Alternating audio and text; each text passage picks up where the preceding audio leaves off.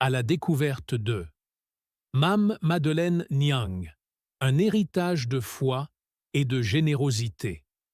Au cœur de Saint-Louis, en 1904, naissait une femme dont la vie allait devenir un chant silencieux dédié à Dieu et aux hommes.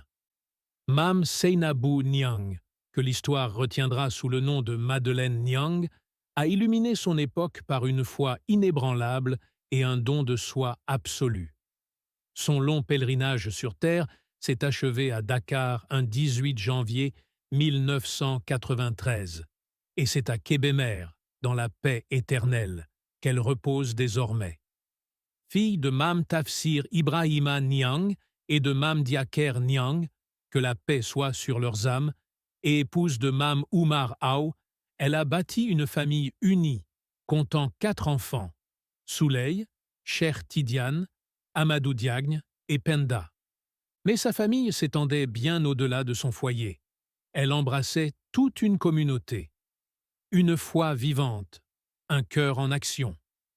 Mame Madeleine Niang incarnait une spiritualité profonde et agissante.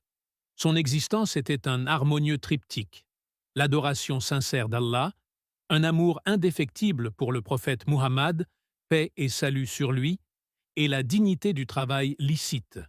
Commerçante de renom à Dakar et à Kébémer, elle voyait dans sa réussite matérielle non une fin en soi, mais une responsabilité, une aubaine offerte par Dieu pour servir. La cantine de l'espoir. Son commerce n'était pas seulement un lieu d'affaires, c'était un sanctuaire de la Providence. D'une générosité aussi discrète que constante, elle veillait sur de nombreuses familles dans le besoin, pourvoyant à leurs dépenses quotidiennes et autres nécessités familiales.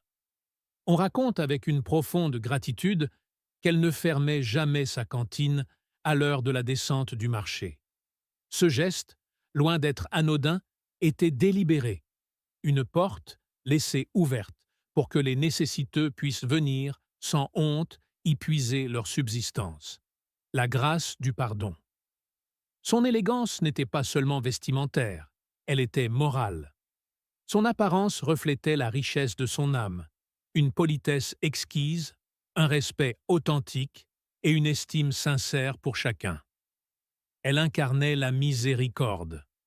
Jamais elle ne se plaignait de ceux à qui elle avait prêté et qui ne pouvaient rembourser. Bien souvent, c'étaient les débiteurs eux-mêmes qui, touchés par sa bonté, venaient s'excuser. Sa réaction était toujours la même, empreinte d'une sagesse et d'une compassion infinie. Elle les pardonnait et épongeait leurs dettes, libérant ainsi les cœurs et les corps du poids de la dette. Ses bonnes œuvres, véritables ponts d'humanité, s'étendaient à tous, sans la moindre distinction de race ou d'ethnie. Mame Madeleine Niang n'a jamais considéré les biens qu'Allah lui avait accordés comme sa propriété exclusive. Elle se voyait plutôt comme un canal, un passage bienveillant à travers lequel la grâce divine pouvait se déverser sur les plus démunis.